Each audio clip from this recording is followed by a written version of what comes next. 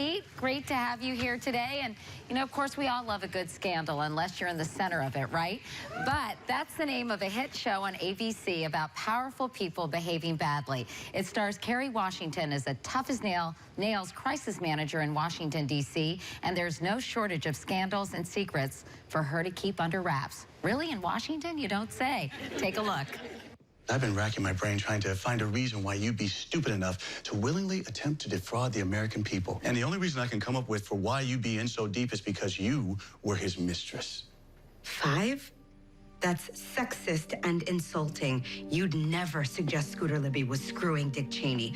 4, the lengths you're going to try to twist this into a conspiracy are cause for concern. You should speak to someone about that. 3, the president is awake and talking. 2, in the past 3 minutes, you've called me a criminal, a whore, an idiot, and a liar. So this is pretty much the last time we'll be speaking. So 1, who I am or am not screwing, what I am or am not doing is no longer any of your damn business.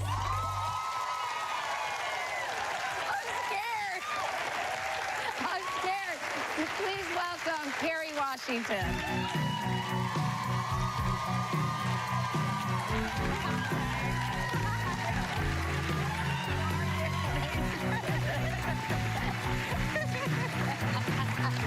Wow, that was intense. You had me scared there for a minute, Kerry. She scares me, Olivia Pope. Olivia Pope scares me. I would not want to cross her. She is one tough lady, isn't she? Yes, she is. Well, the show is really very popular, so congratulations. Thanks, and I feel like you're right in your sweet spot right now, Kerry, which makes me so happy because I've long been a fan of yours, but I feel like everything is just hitting for you right now. Do you feel that way? Thank you. I mean, I thank you for saying that. I feel like this is a character that I really can bring all of myself to, you know, because she is so smart. She's smarter than I am. She's more powerful than I am, and she I don't know is more if she's courageous. Smarter. She's very smart. This is a very smart young woman.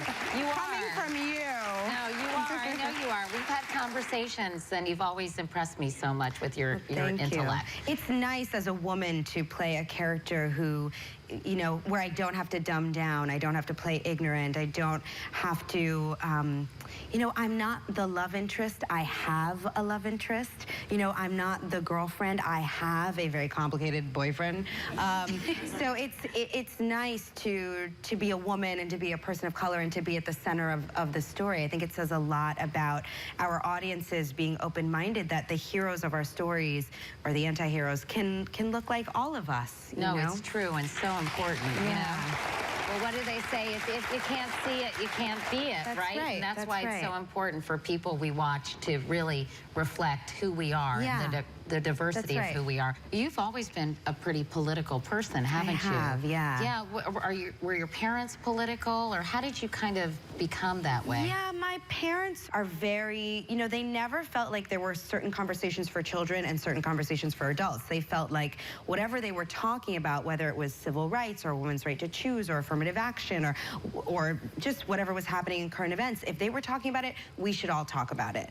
Which is wonderful, right? Because you probably became very engaged at an early age. Yes, and I always have felt like, you know, I said this, I've been saying this a lot lately, that we don't have a choice but to think about politics, because even if you're not thinking about politics, politics is thinking about you. The decisions that are made in Washington or in all of the power centers all over the world, those decisions affect our lives. They affect every choice we make. So we have to take responsibility for participating in our democracy and being aware and informed. And I want to talk more about politics. You spoke at the Democratic National Convention this fall, and you were very active campaigning for President Obama. Yeah.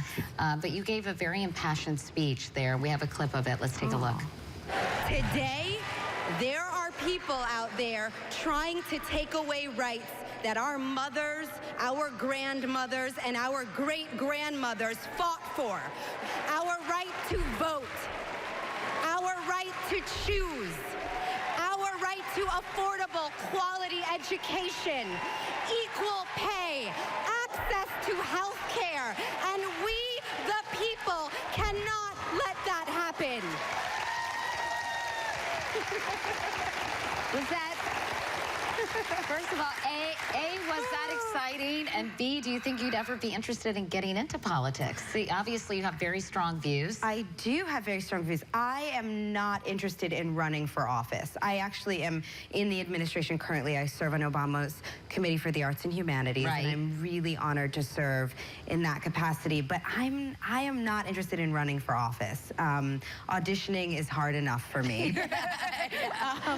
You've been hanging out with the president and Michelle a little bit, which is sort of cool. I understand you had to put the kibosh on the rumor that you were being a little too flirty with the president. Is that true? I read that. And I was like, I think it might have been the other way around. Well, I actually think it might be that people are caught up in the TV show. I was like, that sounds really familiar, but it sounds like my television show. It doesn't sound like real life. Yeah, having a hard time separating reality. Which I guess I should take as a compliment, but I was like, no. Absolutely not. Yeah. Now, you also were in Django Unchained, and which has been getting a lot of critical acclaim. Spike Lee said it was disrespectful to his ancestors. What do you make of that? Yeah, you know, I love Spike very much. I've worked with Spike. I respect him. I adore him as a person and as a filmmaker.